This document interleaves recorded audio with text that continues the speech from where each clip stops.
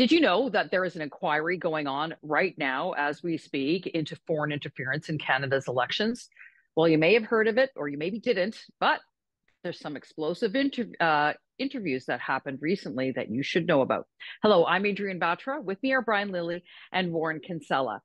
I sort of cheekily say, Brian, that people aren't necessarily paying attention because this inquiry didn't get as much attention as the previous one that was failed, let's say, by our former Governor General. But there is one going on, Yeah. and former Liberal MP, now independent MP, Han Dong, gave some testimony that I think our viewers would be very interested in. Well, it was what he said, but also what the president of the Liberal Party said previous to Han Dong's testimony that was interesting.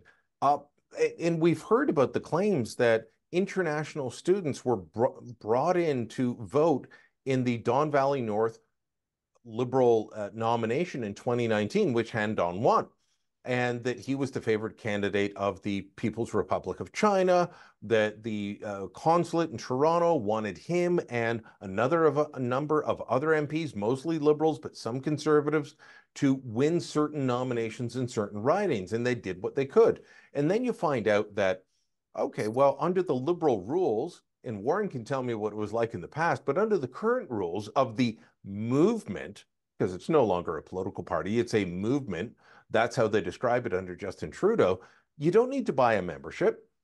You don't need to be a citizen. You don't even need to be a permanent resident of this country to vote. You just Mm-hmm. have to, quote unquote, ordinarily live in Canada. And when asked about this and the fact that a bunch of students from China who were studying in Canada had been bused to go vote in the nomination and were told to vote for Han Dong, the president of the Liberal Party said, well, this is normal in our nomination process. I don't think that should be normal. And I don't think that people like Han Dong should be going out and courting people. By the way, so under the Liberal rules, you only have to be 14 to vote in the nomination process. You don't need to be a Canadian citizen. You don't need to be a permanent resident. And you can select the candidate. And as Warren, you can, fill me in on this. In certain ridings, Liberal, Conservative, NDP, you win the nomination, you're the MP, which means foreign students, foreign actors, foreign influence is deciding who our members of parliament are. Oh, okay, Warren. So we need to go back even further from this, go back to the previous failed inquiry by the former Governor General, David Johnston. And Han Dong had provided information and evidence at that inquiry, but it's different from what was provided at this one. Explain. Yeah, not only that, I mean, he's suing people for suggesting that he acted inappropriately. But, when this evidence came out this week that students were being bussed in and told who to vote for, and previously we found out that seniors were being bussed in with the name of the Liberal candidate, written in marker on their arms so they'd get it right. Han Dong was just specifically denying all of this stuff.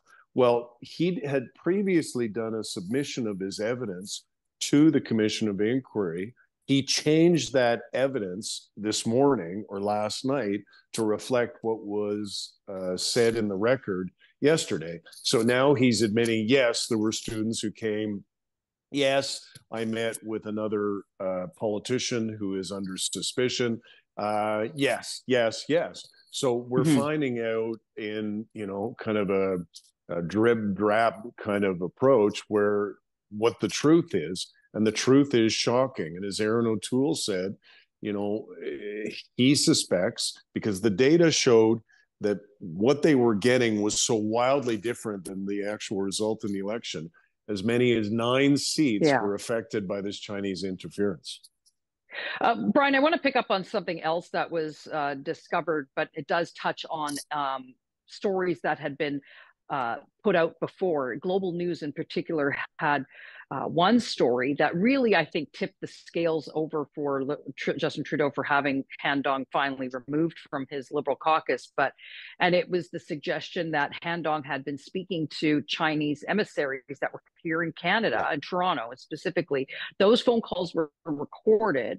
evidence has been provided about those phone calls, but it had been suggested that Han Dong had been saying perhaps the timing of the release of the two Michaels might be beneficial to the Liberal Party in the next election. So what do we know about that?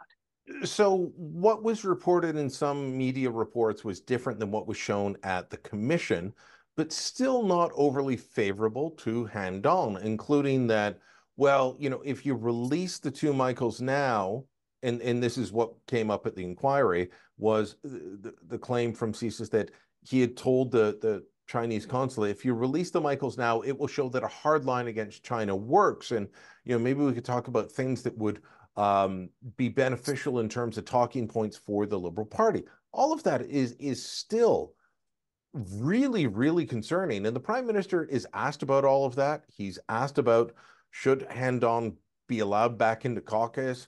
Are these discussions ongoing? Trudeau didn't want to talk about that. Trudeau tried to bypass that and then turn around and claim that, well, really, there's no evidence that any election result was untoward, that anything was not as it should have been, not even a single riding, he said. He said this in the middle of a public inquiry. He is casting judgment on what the inquiry should find while the inquiry is going on. And then he turns around and says, you know, this is just people looking for reasons why they lost the election. And by the way, shouldn't we all be coming together on this and not be divisive like those conservatives? The man, well, he's deciding the outcome of the inquiry that he called before it's over. He's claiming that if you have an opinion other than him, you're divisive. And then he's being divisive by saying conservatives are just out to get him. Well, last word to you on this, Warren. Look, I don't actually have much confidence in the outcome of this inquiry. It started with the judge giving full standing to Han Dong to question witnesses, and then diaspora groups like the Uyghurs not coming and participating and giving the real story about the kind of treatment they're receiving from China as a diaspora. So I'm somewhat suspicious of it from the get-go, but I want to move forward. We have weeks of this left.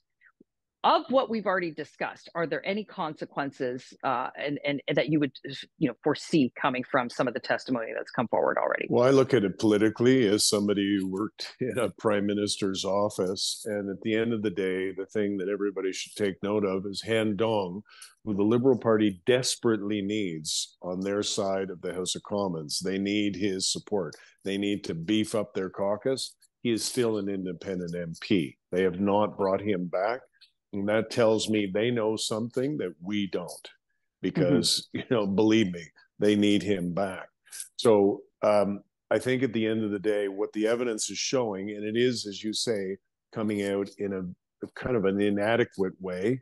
We're not learning a lot. However, we are learning some things. And the one thing that we've learned after this week is the Liberal Party knew, CSIS knew, and neither of them really did anything about the interference that they were seeing.